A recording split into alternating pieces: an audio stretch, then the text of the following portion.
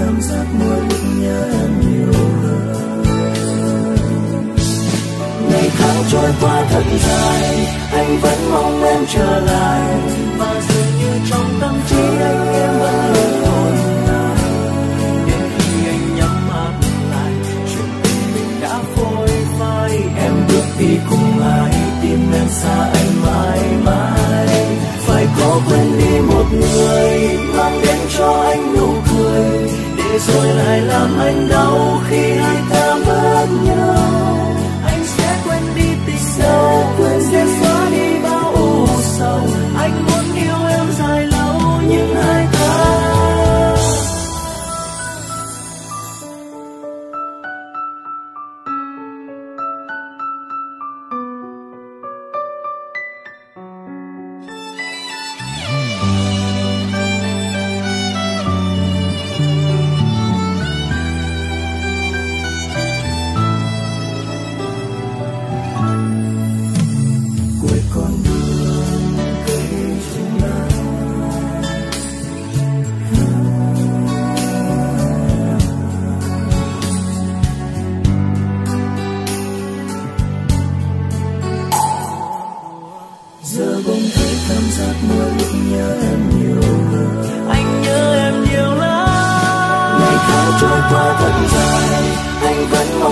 trở lại, và dường như trong tâm trí anh em vẫn luôn tồn tại.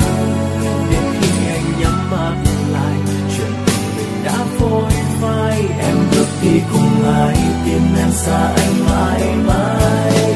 Phải có quên đi một người, mang đến cho anh nụ cười, để rồi lại làm anh đau khi hai ta mất nhau. Anh sẽ quên đi tình sâu, sẽ xóa đi bao u sầu. Anh muốn yêu em dài lâu nhưng hai ta